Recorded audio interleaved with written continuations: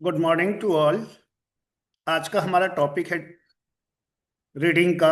Hilda Taba का पाठ्यक्रम विकास model, Taba model of curriculum development.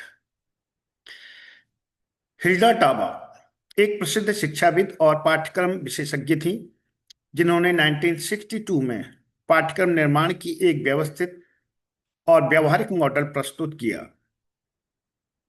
कौन सा? व्यवस्थित और व्यवहारिक मॉडल। उनका मानना था कि पाठ्यक्रम का निर्माण केवल शिक्षा अधिकारियों या विशेषज्ञों द्वारा ऊपर से नीचे की ओर नहीं किया जाना चाहिए, बल्कि यह प्रक्रिया नीचे से ऊपर की ओर, बॉटम अप अप्रोच होनी चाहिए। अर्थात शिक्षकों से शुरू होकर आगे बढ़नी चाहिए। क्यों? क्योंकि जो है एग्जीक्यूशन के लिए टीचर ही करता है सब कुछ। क्योंकि शिक्षक प्रत्यक्ष रूप से छात्रों के साथ कार्य करते हैं और वे उनके सीखने की आवश्यकताओं, रुचियों और समस्याओं को सबसे अच्छी तरह समझ सकते हैं। इसलिए टाबा ने एक ऐसा मॉडल प्रस्तुत किया जिसमें शिक्षक पाठ्यक्रम विकास की मुख्य भूमिका निभाते हैं। तो कहने का तात्पर्य है कि यदि हम इसके विशेषताओं में जाएं तो टाबा का मॉडल एक शिक्षक केंद्रित, टीचर सेंटर्ड और अनुवर्ती, दैट इज इंडक्टिव मॉडल है।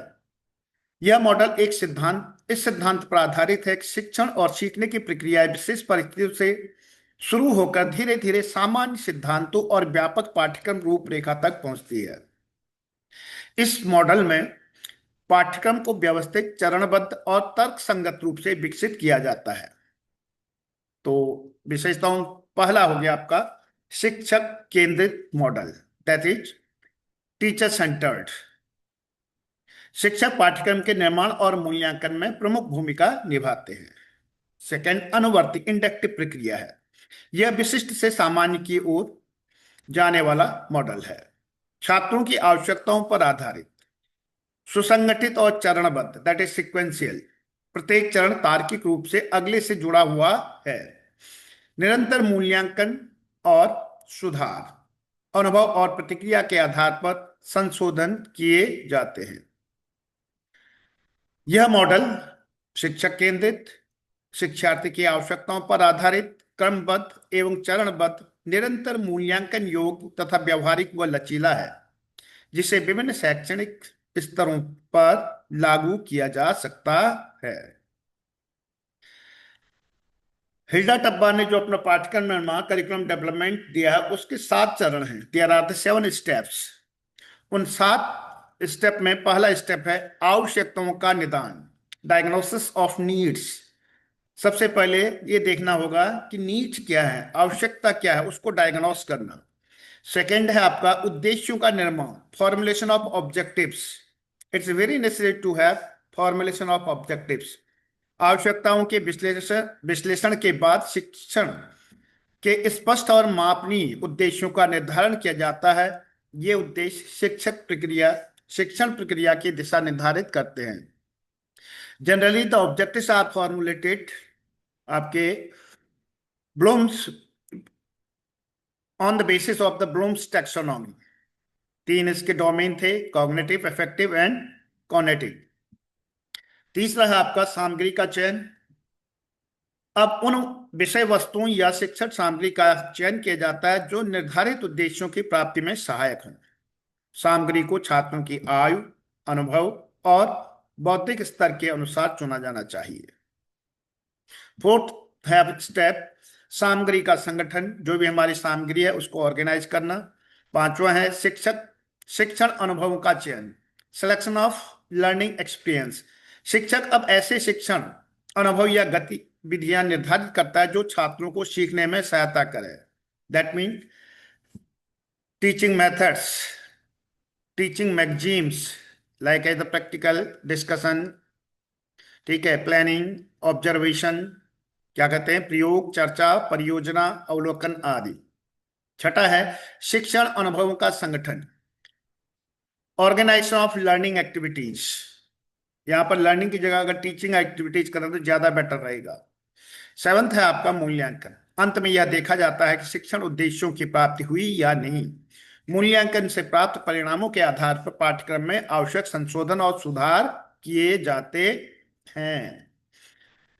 तो ये जो है आपका टाबा का जो grass root approach of curriculum development है, तो ये बहुत ही महत्वपूर्ण है। क्यों?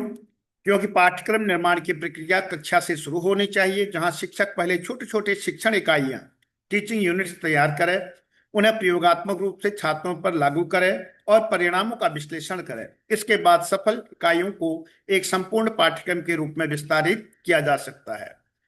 इस प्रकार यह दृष्टिकोण पाठ्यक्रम को व्यवहारिक, शिक्षार्थी केंद्रित और परिस्थिति अनुकूल बनाता है।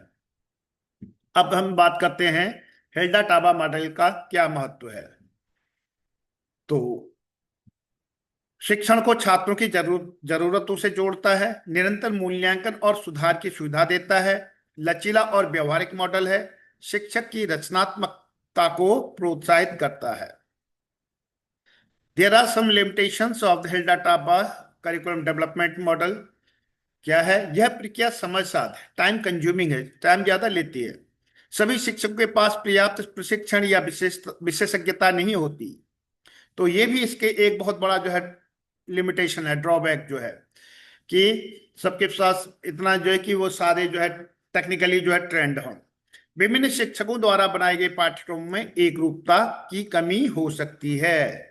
देयर मे बी क्या शॉर्ट कमिंग ऑफ यूनिफॉर्मिटी। अब यदि हम देखें तो डायग्रामेटिक रिप्रेजेंटेशन में सबसे पहले आवश्यकताओं का निदान, दूसरा उद्देश्यों का निर्धारण, तीसरा सामग्री का चयन, चौथा सामग्री का संगठन, पांचवा शिक्षण अनुभव का चयन, छठा शिक्षण अनुभव का संगठन, और last and seventh that is मूल्यांकन। तो इस तरह से हम देखते हैं कि हेल्डा टाबा का जो मॉडल है that is the grass root model.